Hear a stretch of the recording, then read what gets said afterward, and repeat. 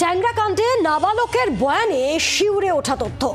রাজ্য শিশু কমিশনের সদস্যদের নাবালক জানিয়েছে তাকে শ্বাসরোধ করে খুনের চেষ্টা করে কাকা, মরার ভান করে পড়েছিল সে।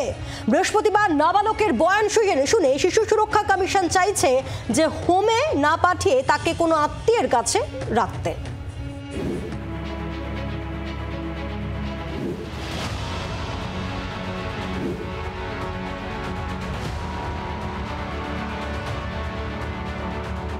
ট্যাংরা কাণ্ডে একের পর এক চাঞ্চল্যকর তথ্য উঠে আসছে পুলিশের তদন্তে। 18 ফেব্রুয়ারি ঘটনার দিন ঠিক কি ঘটেছিল ট্যাংরার দে বাড়িতে তা নিয়ে এখনো সন্দিহান পুলিশ। বহু প্রশ্নের উত্তর এখনো অধরা। এরই মধ্যে সামনে এসেছে প্রণয় দে নাবালক পুত্রের বিস্ফোরক বয়ান। রাজ্য শিশু সুরক্ষা কমিশনের 2 সদস্যকে নাবালক জানিয়েছে বালিশ চাপা দিয়ে শ্বাসরোধ করে তাকে খুনের চেষ্টা করে কাকা প্রসূন দে।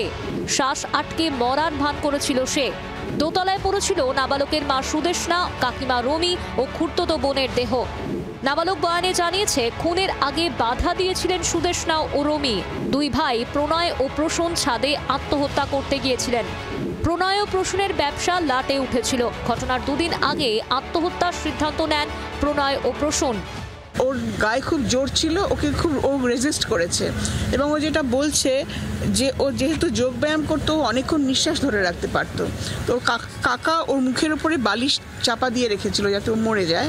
বললো আমি ভান করলাম যে আমি মারা গেছি, আমি অনেকক্ষণ নিঃশ্বাস ধরে রাখতে পারি এবং সেই জন্য কাকা ভাবলো আমি মারা গেছি, নিয়ে চলে গেল ওখান থেকে, আমাকে ফেলে রেখে চলে গেল, তাই ও বেঁচে গেছিল। এদিন নাবালকের বয়ান শুনে তাকে হোমে পাঠাতে চায় না শিশু সুরক্ষা কমিশন। সেক্ষেত্রে কমিশনের প্রথম পছন্দ প্রসূনের শ্বশুর শাশুড়ি।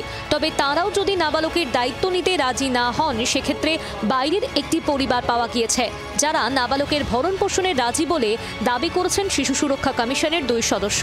ট্যাংরার জীবিত নাবালকের ভবিষ্যৎ কি তার জন্য অবশ্যই রয়েছে উত্তরের অপেক্ষা, কিন্তু সেই অপেক্ষায় অনেকটাই আশার আলো দেখাচ্ছে শিশু সুরক্ষা কমিশন।